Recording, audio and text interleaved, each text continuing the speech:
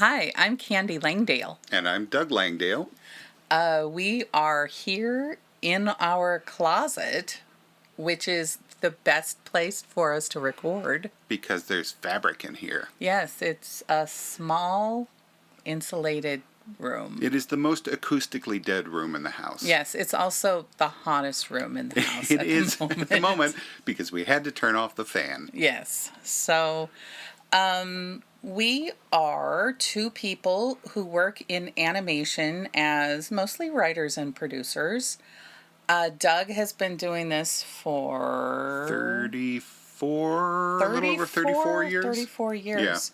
Yeah. You told me that your very first meeting on your very first show took place at the end of 1989. It was either the end of 1989 or the beginning of 1990, but I like to think it was the end of 1989 so I can say I was working in the 80s. Many years ago, yes. When we first met, and it was closer to the time when it actually happened.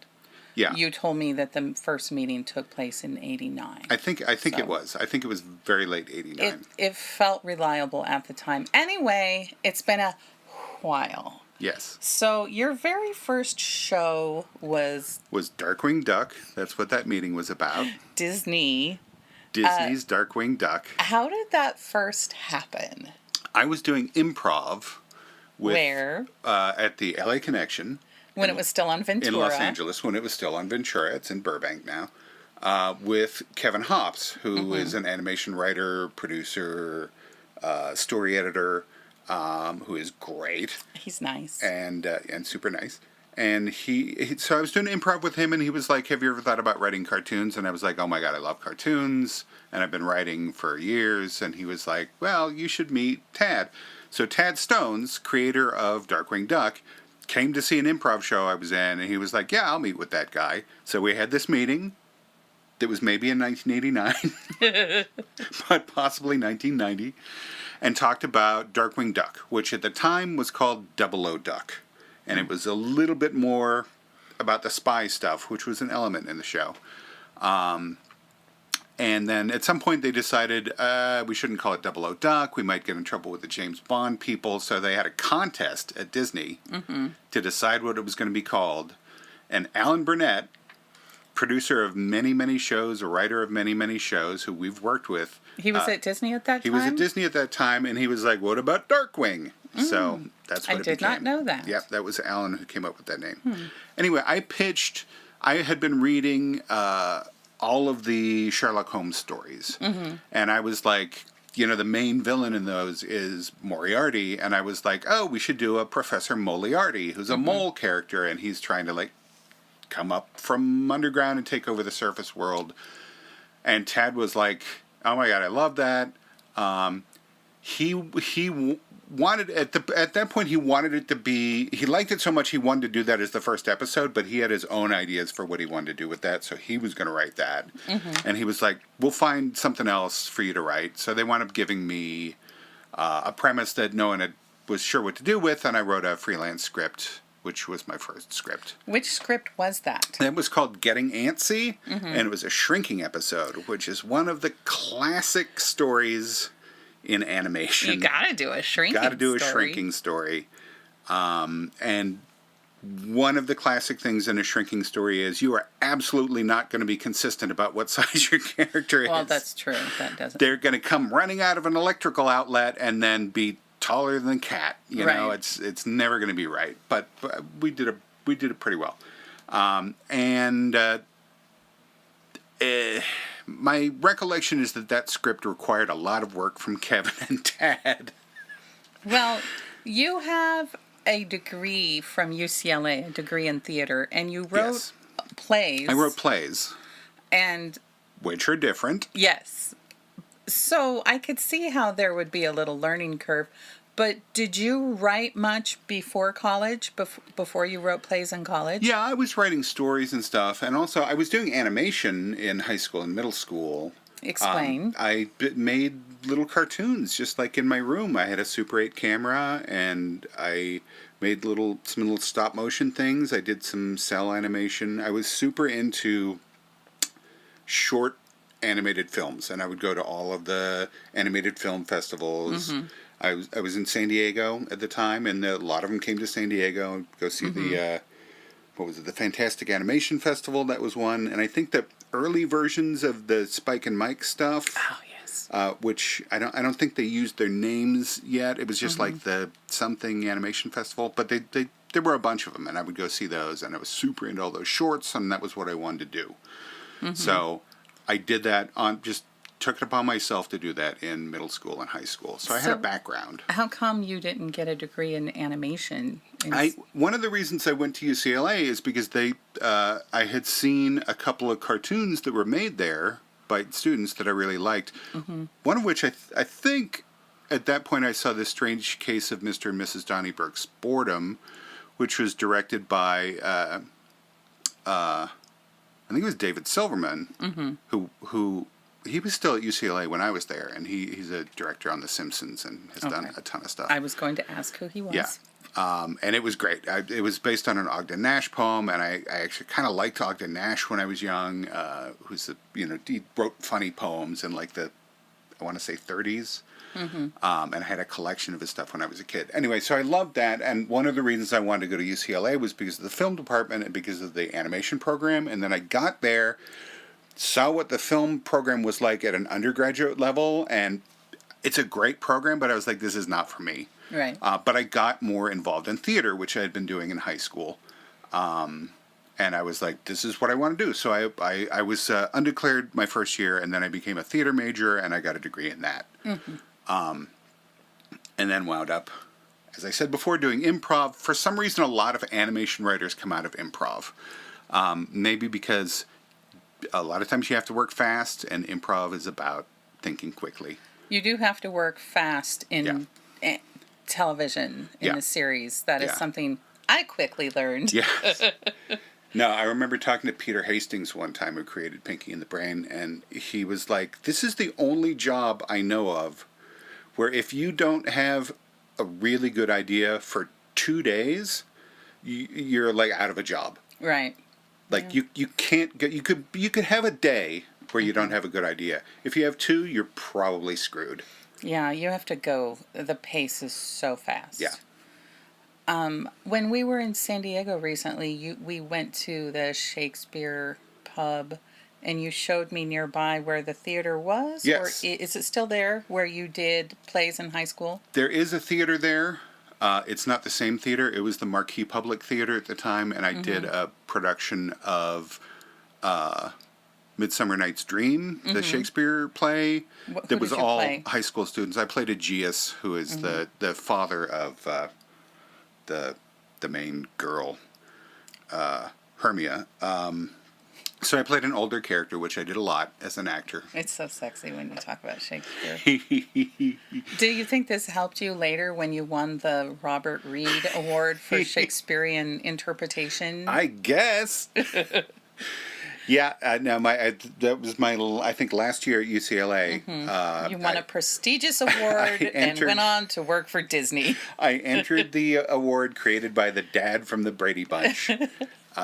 And did a Shakespeare scene and won I think $200. Wow. Which was a fair amount of money at that time. In those days, that was probably your rent for the whole month. Yeah, it might have been. It might have been. I never got it. What? I don't think I ever mentioned that. So no, I'm sorry. No, I think I did get that money. I think I didn't get, there was something else I didn't get because I wound up coming back for an extra quarter. They're on the quarter system at UCLA. I assume they still are. Not the semester system. I came back for an extra quarter to do like an award show, but I had already graduated. I had already finished all my requirements. So I just like re-enrolled for another quarter so I could do this show, which was kind of a showcase for the industry. And then I dropped after that because I was already done. And because I had dropped, I think maybe there was prize money involved with that. Anyway, there was something where there was some money and I went to collect it and they were like, you're not a student here anymore. We can't give you that money. And I was like, crap. Oh. But did you break even though? Oh, I guess they didn't have tuition. There was my tuition was very low. Yeah. But I might have. I don't. I think I didn't drop soon enough to get the money back though. So, I see. I was just wondering if it evened out. I don't think it did. I don't know why I'm being so financial today. So. No, I think I made a mistake. Okay. Oh well. So working at Disney, did it go? And also, I didn't mean to sound disparaging against Disney when I was like, you did Shakespeare, and then you went to Disney. No, but I mean, Disney's prestigious in its own right. And working at Disney in the early '90s was, I mean, it was sort of like jumping into the deep end because it was a fast pace. They were making a lot of stuff all at the same time, and they had a very distinct house style that you had to write to. So it was like it was hard. I could see even the bestest of writers would still struggle trying to, hone themselves into that house style. There are a lot of people who are great writers who are terrible animation writers. There are a lot of people who are great animation writers who struggled with that style, right? Because it was pretty specific. Yeah. And I remember when I left Disney, actually, I had to write a sample script because nobody wanted to see a Disney script because it was so specific. It was so specific. They were like, "Well, we don't make shows in that style, so what do we want to see one of those scripts for?" Now, I was an adult at that time, a young adult, and I watched cartoons. Yes. But I do remember that's when Disney started coming out with, there was like all these shows that were suddenly fun to watch. Like there was Darkwing Duck. Was it Chippendales Rescue Rangers? Yeah, Rescue Rangers was before Tailspin, DuckTales. Yeah, all the Disney afternoon stuff. And the Disney Afternoon was very successful for them, and they did. And one of the reasons we were making so many shows is because these shows were running 5 days a week. They weren't just on Saturdays anymore. So they wanted to start out with at least 65 episodes, so they could air 13 weeks of new episodes every day of the week, and then cycle through them 4 times in a year. So they weren't just making 13 episodes like they used to do for a lot of animation. They were making a lot. Yeah. So it was, and I think when I got hired, they were like, we need to hire 23 writers in the next month or something. Goodness. It was like a crazy number of people they had to hire. And then by the time I left, I think only 2 of us from that hiring were left, or maybe it was more than that. But a lot of people came in, and then a lot of people left and went other places, which I eventually did. All of those shows had good theme songs too. We should did. find out who wrote those. Oh yeah, I should be able to remember who wrote the Darkwing theme, and I do not. Okay, well we'll look it up later. Yeah, we can look it up, and that will be its own thing. Yeah. Because those were some catchy songs. Yeah. I could sing a whole medley of all of them. Yeah. I watched those shows whenever I could. When I first met Tad Stones, it was at Comic-Con with you, and he was there signing, and we went by and said hi, and there was, a line of people waiting to meet him, and he was so sweet and gracious toward you. And, to the crowd of people there waiting to get a signature or whatever, he was like, "Hey, everyone, this is Doug Langdale." And he said you came up with one of his favorite jokes. Oh. Do you remember what it was? I do not remember what it was. What was the electricity guy's name? He did say he liked the way I wrote Megavolt. Megavolt, He liked the way I wrote Megavolt the best. Yes. Was it the eggs? No, it was light bulbs. Oh, it was light bulbs. He stole a bunch of light bulbs, and then he went outside and threw them and went, "You're free."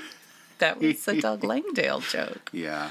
I love that character. I should, I haven't seen DuckTales in years. I should watch some because I can't remember all of the characters' names except Moriarty. Yeah. Yeah. Darkwing. And, well. Not DuckTales. Yes. Did I say DuckTales? You said DuckTales, but it's a spinoff. I meant to say Darkwing, yes. Well, they both had some, Launchpad. They both had Launchpad, yeah. Good times. Yeah, those were good times. It was fun. Really loved doing it, and I eventually, pretty quickly, actually became a story editor which was kind of cool because it allowed me to stay on Darkwing for a long time because they made more episodes, and then they started making some for Saturday morning as well. So there were some additional ones, and I got to stay on that all the way up until when we did Aladdin, which is another super fun show to work on, and another Tad Stone show. And Tad is he's so great to work for and such a great guy. So I was pretty excited to just continue working with Tad for more years. I remember the second time I met him, he was buying a sandwich. Where was he buying a sandwich? The Handy Mart. Oh. Yeah. No, he's great. Everybody loves Tad. And when I first met him, I was like, this guy is definitely too handsome to be an animation producer. That was my first reaction. That happens sometimes. But weren't you too handsome as well? I definitely didn't think that. Somewhere, I think it's in my desk, I have your Disney, like your employee my ID? badge. Yeah. I will have to find that and put that up so that the world can admire it. Alrighty.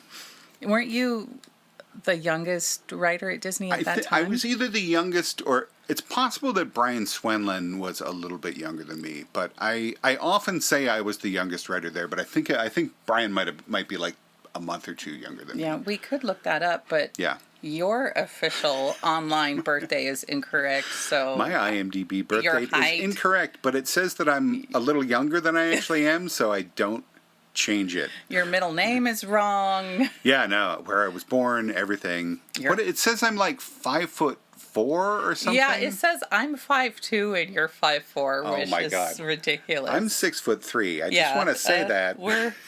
And I'm an Amazon. So. Yes, you are. You're much taller. Well, no, I'm of a normal tall height. Yes. I don't know why I'm 5'8". Yes.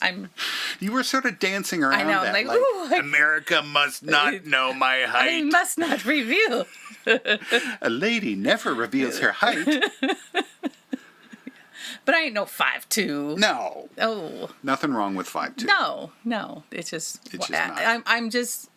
It's like, who came up with that number and why? It's just like, is that a bot that does that? I don't even know. I feel like they just randomly assign heights and middle names and birth dates and stuff to people, and then they assume that, like, you'll see it and you'll be outraged and correct it. Right, like, yeah. Like, I think Michael was, I believe that was the most common boy's name around when I was born, so maybe they just automatically fill in Michael and let you correct it. Yeah, I would, I don't know, I would give some sort of prize if somebody could guess your middle name. Honestly, I mean, if anyone says my middle name out loud, it's because they knew it. Right. There's absolutely no way. There is zero chance. Yeah. I am confident in saying that there is zero chance of anyone guessing my middle name. Yeah. I would wager that if I gave them all of the letters in my middle name, they still would not guess it. That's true. They'd be like, you cannot make a name out of those letters. Yeah. So. Yeah. But Brian Swenlin, he was there the day we met. He was, yeah. Yeah, so he's part of our origin story. Weird coincidence. Yeah. He was there.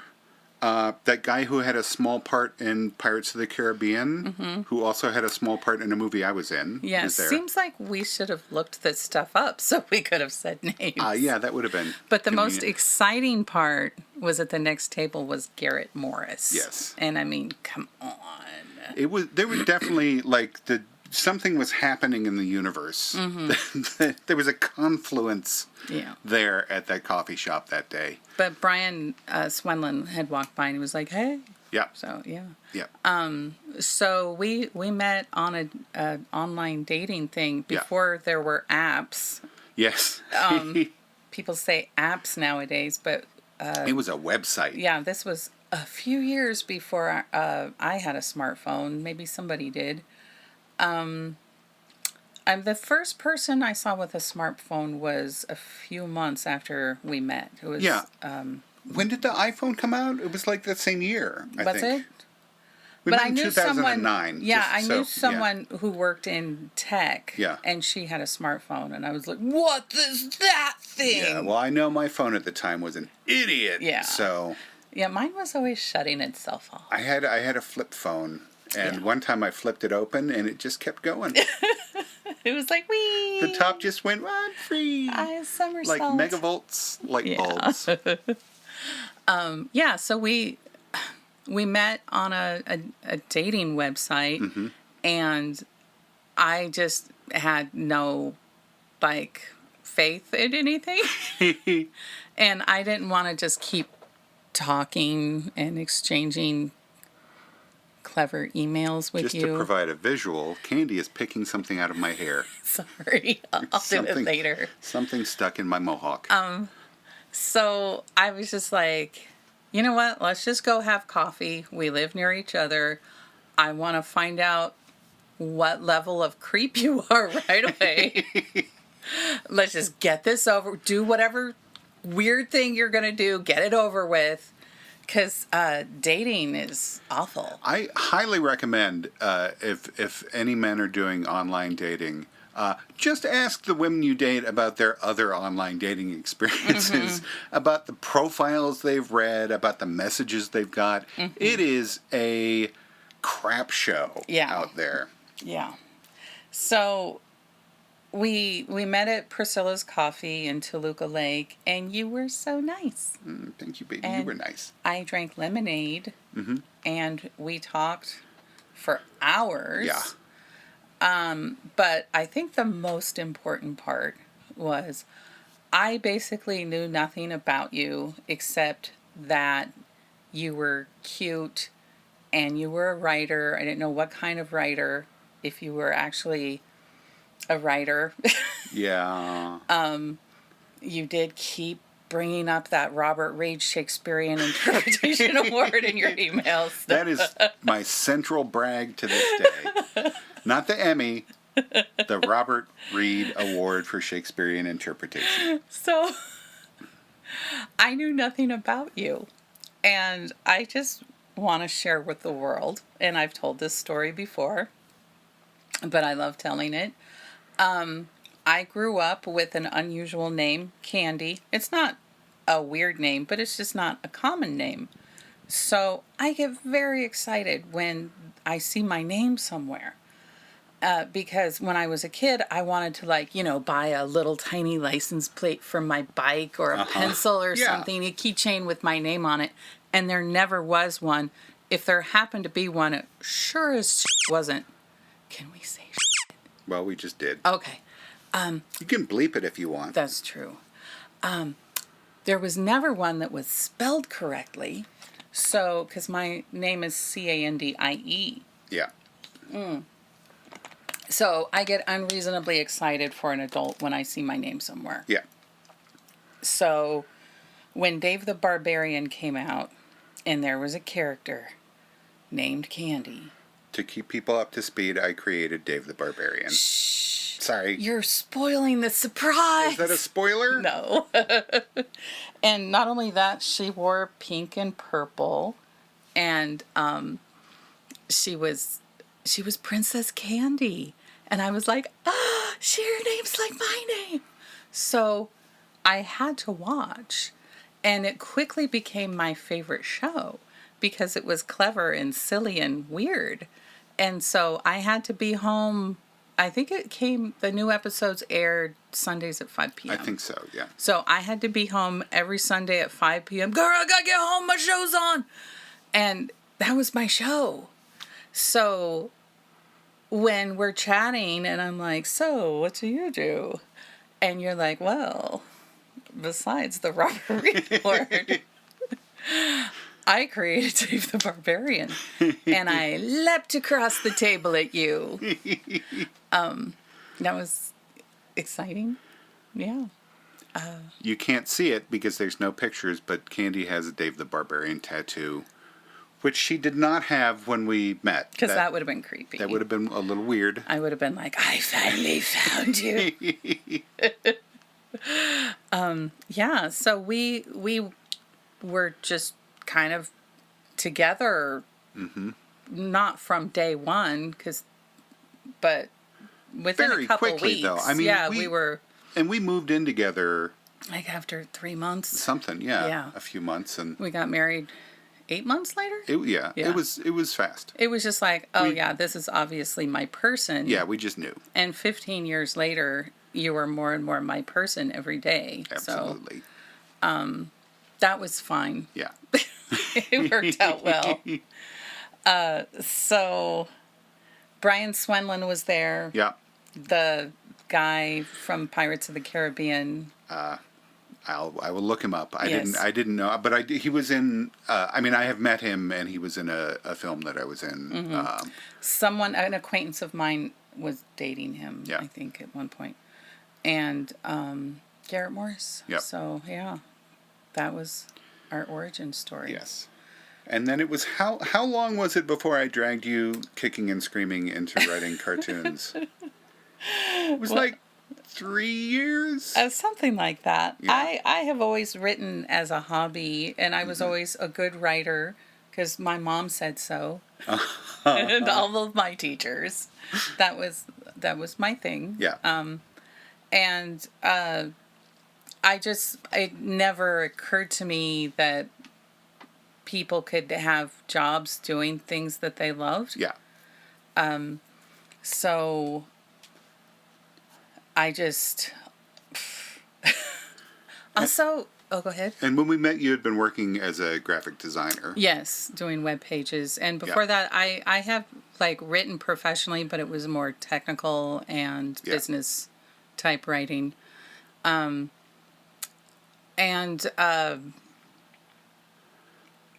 there's something about sharing your creative output that makes you feel very vulnerable. It's like, here's a little tiny piece of my soul. I'm going to put it out here so that you may poke it. Yes. So, like, I didn't share, like, and I also draw and paint and stuff. I didn't share my stuff with people. So, you, like, read a bunch of my stories and stuff that I wrote, and you were like... hilarious freaking stories. And you were like, you're a good writer, Candie. You should be a writer. And I threw myself on the floor and cried. And... but yeah, later you got permission for me to... we did co-story. Yeah, it was like story by Doug and Candie, written by Doug. I was not allowed to put finger to typewriter. Right. But I got permission from Alan Burnett, who we mentioned earlier, who came up with the name Darkwing Duck. Yes. He's another awesome guy. Yes. Yeah. Very much so. There's a lot of awesome people in animation. Yeah, and what a blessing. Yeah. Yeah. But that was it the Phantom of the Opera, Scooby-Doo? Yes. Yeah. And it was like an American Idol type musical show. Yeah. It was like more updated. Right. Phantom of the Opera in a talent show, TV show situation. Yeah. And it was from that I learned not to make my contact information public, because when you write for Scooby-Doo and for anything, you get some emails which are baffling. People have a strong emotional connection to Scooby-Doo. I watched Scooby-Doo as a child, but it started in the 60s, correct? Yes. So it's been around over 50 years. Yeah. Again, should have done some research, although I didn't know what I was going to be talking about. But so over decades and all these different forms of Scooby-Doo. Yeah. Series, and then another series, and made-for-TV movies and direct-to-video movies. There are so many different Scooby-Doo universes. Yeah. And I would get these emails about, like, oh, well, you said Daphne was allergic to horses, or Velma, or whoever it was. Yeah. But in this episode from 85 years ago, she rode a horse and there was no problem. What are you just... They were so enraged. Like that's the least believable thing about Scooby-Doo. So I'm like, I'm deleting my public email. Yeah, come on, people. I'm not doing this. We've seen a lot of Scooby-Doo, but even the people who are deeply involved with Scooby-Doo, at the deepest level, do not remember every single Scooby-Doo storyline. It's the only people who remember every single thing about Scooby-Doo are super fans, who will give us a hard time because we made someone allergic to horses. Yeah.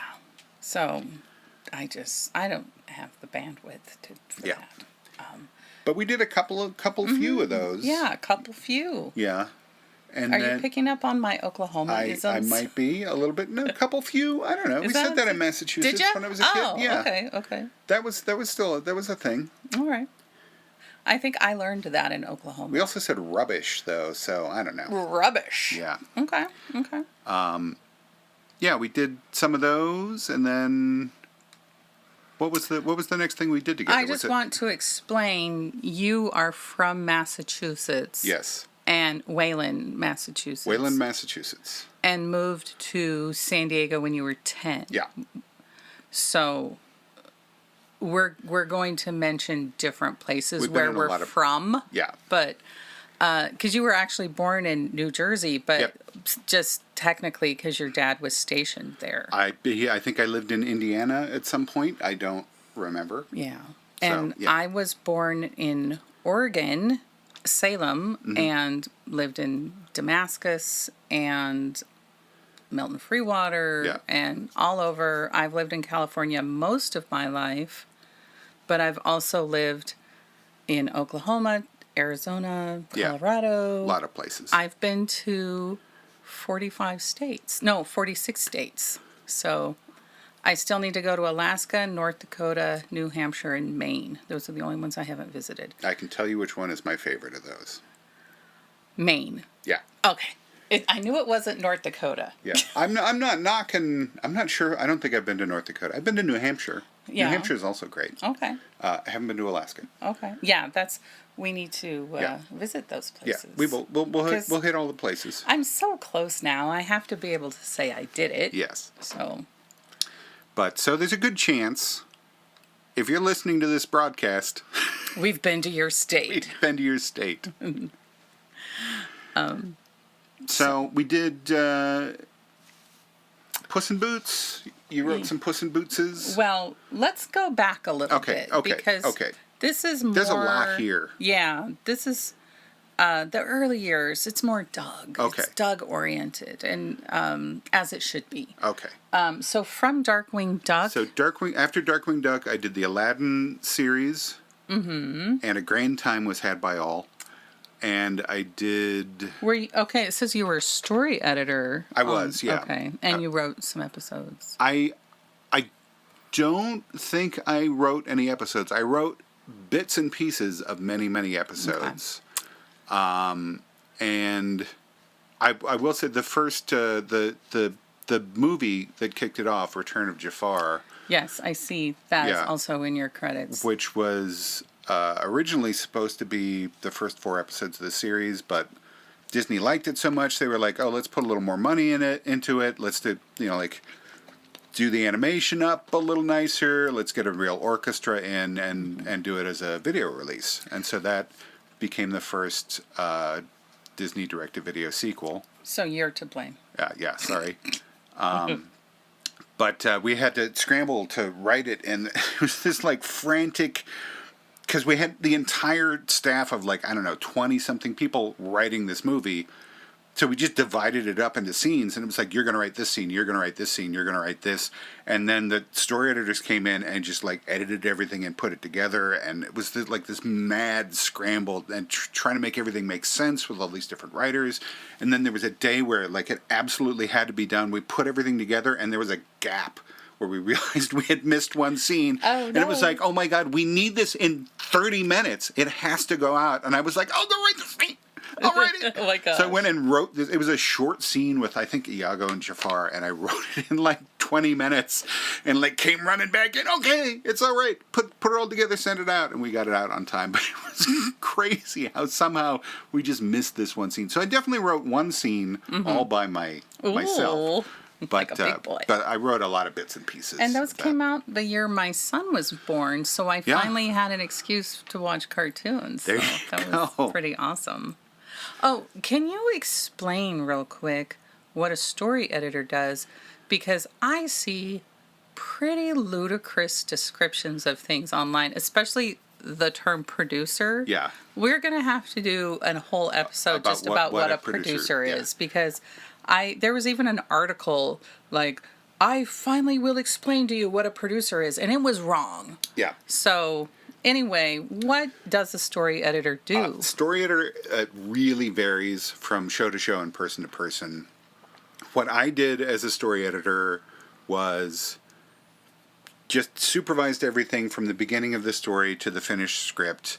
I gave notes and rewrote as necessary, and I would do a lot of rewriting. I'm sorry. I apologize to every writer I worked with, but I rewrote people's stuff a lot. You do like to edit. I do like to take my pass at things, and I like to punch stuff up. But you I like to stick your finger in the pie. Yeah, and I acknowledge that sometimes it was fine, and what I'm doing is unnecessary. But in order to like feel the script, I like kind of need to go through the whole thing and feel its guts. Yeah. And also if I'm working on a show, I want to make sure that the scripts that come from me, even though they're by different writers, are consistent. It's the same thing you do as a producer when you're supervising the scripts. You want to make the show consistent, which is it's one of the things that's weird about writing for television. What's his name? Jerry Stahl, who wrote Permanent Midnight and a bunch of other stuff. That's a cool name. He was a TV writer. I think he wrote for Alf. And his famous quote that I love and hate is that writing for television is the opposite of creativity, which is not true, but I understand what he's saying. Yeah. He's making the point that you have to, your job coming onto a show is to write in the show's voice. Yes. Not in your voice. Obviously you contribute stuff, and it is very creative. You kind of need an exorcism after. But you do have, a story editor and or producer who are trying to make everything consistent. So I would do a lot of supervising of stories and rewriting and stuff. Some story editors do less rewriting. Some show, like particularly in live action, story editor can mean many different things. Sometimes it's just a writer on the show. Sometimes it's almost like a writing assistant. Like sometimes it's a lower level position than writer. But typically in animation, you're the person between the staff writer or freelance writer and the producer. Yes. Yes. So I did that on a bunch of shows at Disney. And I learned that you like to edit. I do. Yeah. I do. I like to fiddle. Yeah. After Aladdin in your IMDb credits, which I have not looked at in a long time, there's something on here called True Hearts. What? It looks like a princess compilation video. Oh, you know what? I think there was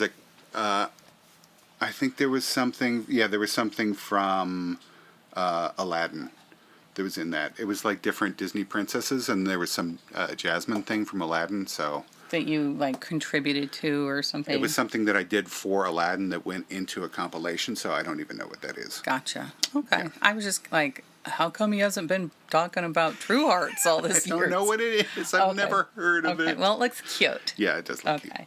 And then Quack Pack. Yeah, I did Quack Pack, which was Duck Days at the time. Changed to Quack Pack. Quack Pack is better. Quack Pack is better. My pitch for the show was that we call it Stark Raving Ducks, which nobody but me liked. Oh. But Quack Pack is great. And that was Kevin Hops was the producer on that show, so I got to work with Kevin again. Was he like the showrunner? He was like the showrunner, co-showrunner on that. That was super fun. It was a great experience. Got to work with a lot of great people. That was the last thing I did there. Actually, one of the things was I wrote an episode of that myself because there was like a gap in the schedule, and I was like, I think there was it was getting to a point where my contract was up, and I knew I wasn't going to renew. So I was like, I better write an episode so that I have a sample script. And then I did that, and then it was come time to go, and they were like, no, nobody wants to see a sample script from Disney. And I was like, oh, but it was a really good one. Okay.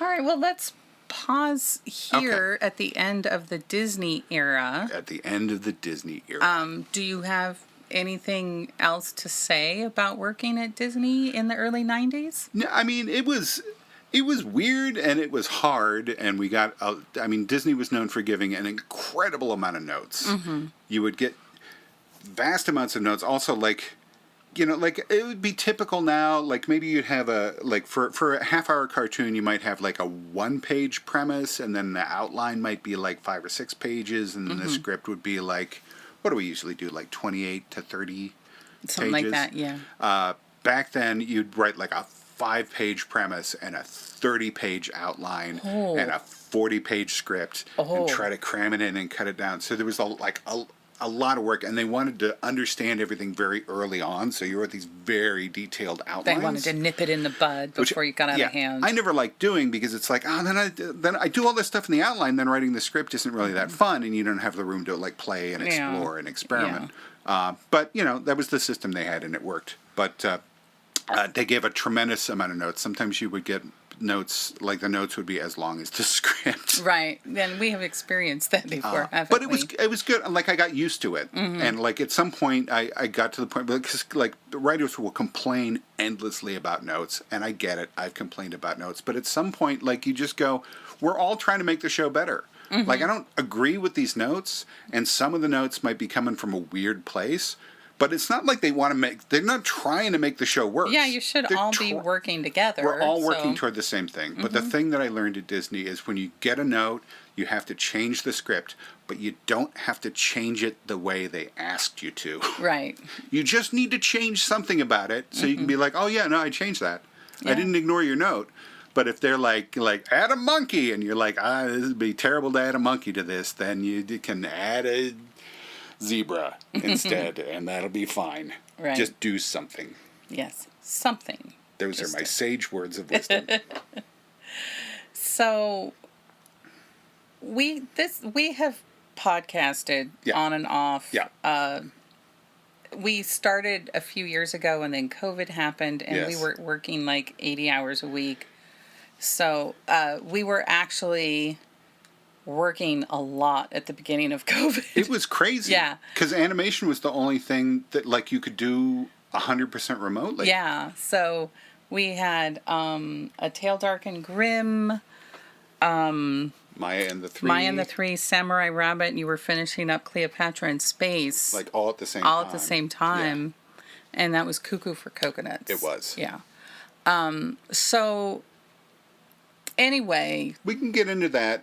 Yeah. Yeah, in the next one. But my point is, this, I think, is going to evolve as it goes along, because I'm not a planner. No. I just like to talk. No, I mean, we're just sort of going through the history of everything, and we can do that for a couple episodes, and then we'll have some topics. Talk about the industry. Explain what a producer is. Yes. Spoiler alert, it's not any one specific thing. Exactly.